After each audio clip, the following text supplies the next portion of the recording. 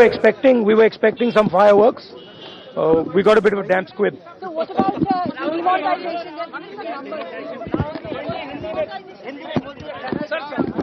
Huh? Demonetisation के बाद तो झटका सरकार ने गरीबों को मारा।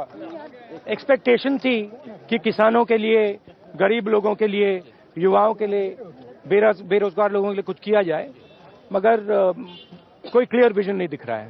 पॉलिटिकल पार्टी शेर शायरी की जेटली जी ने अच्छा भाषण दिया, मगर बेसिस कुछ नहीं है उसके। पॉलिटिकल पार्टी पर जो 2000 का कैपिंग किया वो अच्छा है।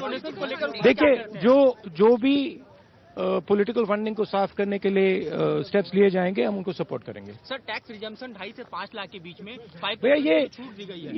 ये देखिए, फंडामेंटल्स पे बात कीजिए, ठीक है।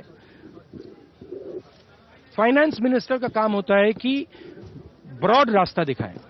ब्रॉड रास्ते के लिए हिंदुस्तान के सामने 2-3 इश्यूज हैं। एक इशू, हिंदुस्तान के युवा को रोजगार कैसे दिया जाए। नरेंद्र मोदी जी ने बहुत बड़े भाषण किए हैं। पिछले साल कितना 1.5 lakh, how many people, 1.5 lakh युवाओं को रोजगार मिला, ठीक है। This is a shameful thing, ठीक है। 2 करोड़ की बात की थी, इस पे एक बात नहीं बोली। दूसरी बात, किसान रो रहा है, किसान को कर्जा माफ करने की जरूरत है। बड़े बड़े भाषण दिए, किसानों की सरकार, कुछ नहीं किया। तो ये बेसिक फंडामेंटल इश्यूज हैं, उस पे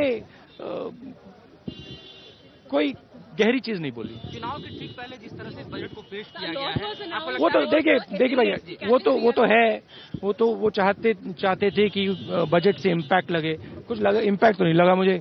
अगर इसकी अपॉर्चुनिटी उठानी थी तो कुछ बड़ी चीज अनाउंस करनी थी, किसानों के लिए कुछ अनाउंस करना था, उनका भी फायदा हो जाता। मर्जर किया गया, रेल बजट को रेल बजट और आम बजट को एक साथ पेश किया गया। फिर से देखिए एक रेलवे बजट के बारे में। शुरुआत में पहली स्पीच में नरेंद्र मोदी जी ने कहा, लंबा भाषण दिया, बुलेट ट्रेन की बात की और बुलेट ट्रेन का विजन दिया, ठीक है। बुलेट ट्रेन आई नहीं आई। रेलवेज में फंडामेंटल प्रॉब्लम क्या है? सेफ्टी का प्रॉब्लम है। अब आप देखिए आज क्या हो रहा है। सेफ्टी रिकॉर्ड इस सरकार का रेलवेज में सबसे खराब है। उसके बारे में कुछ बोला बस।